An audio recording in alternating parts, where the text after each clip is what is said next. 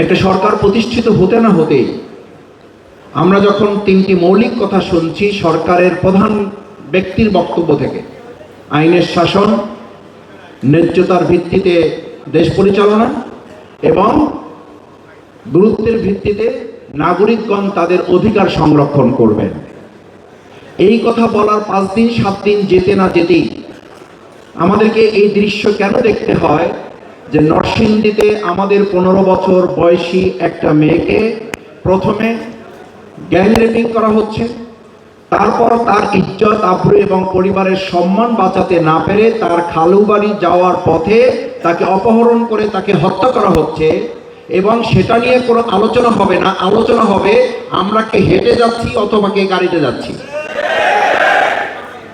এটা অত্যন্ত দুর্ভাগ্যজনক।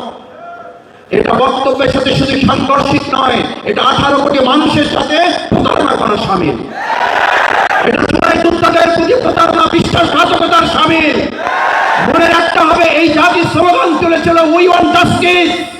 যদি সেই ন্যায়পরায়ণ থেকে বিরোধী দল কিংবা সরকার কেউ ভুলে যায় তাহলে ওই জুলাই যোদ্ধা যারা একটা গুলি করলে একটা সরে বাকিগুলো সরে না, তারা বেঁচে আছে।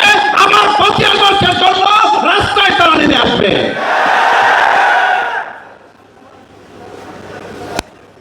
আমাদের মনে করার কোনো কারণ নাই 5ই আগস্ট হেলিকপ্টারে সবাই চলে গেছে।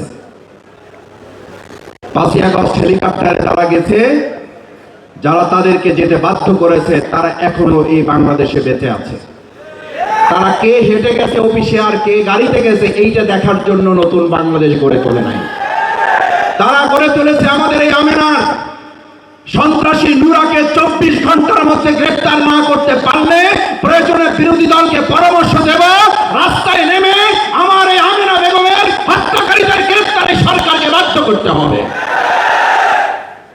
কেউ কেউ সরকারি দলের বলা শুরু করেছেন, 2-1 মন্ত্রীও কথা বলতে শুরু করেছেন, কারণ তারা জানেন পবিত্র মাহে রমাদান, সংযত হওয়ার কথা, সংযম হওয়ার কথা। আমরা আগের সেই 17 বছর যে বক্তব্য শুনতাম, যদি আপনারা বেগুন না পান তাহলে মিষ্টি কুমড়া খান, যদি আপনারা এটা না পান তাহলে ওটা করেন। এখন বর্তমান বিদ্যুৎ মন্ত্রী অলরেডি রেসিপি দেওয়া শুরু করে দিয়েছে, বলছে ঋণের বোঝায় জর্জরিত হওয়ার চেয়ে অন্ধকারে থাকা ভালো। আমরা ধিক্কার জানাই, অন্ধকারে থাকার জন্যই দেশ 2024-এর 5ই আগস্ট আরেকবার স্বাধীন হয় নাই। যদি না পারেন দায়িত্ব ছেড়ে দেন, আমরা আলোচিত বাংলাদেশ করার জন্য সিদ্ধান্ত নিতে চাই।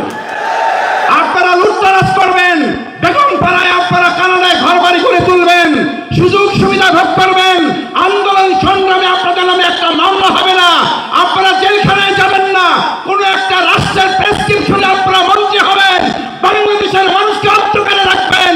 সেই বাংলাদেশ আর কল্পনা করার সুযোগ আপনাদের হাতে নাই।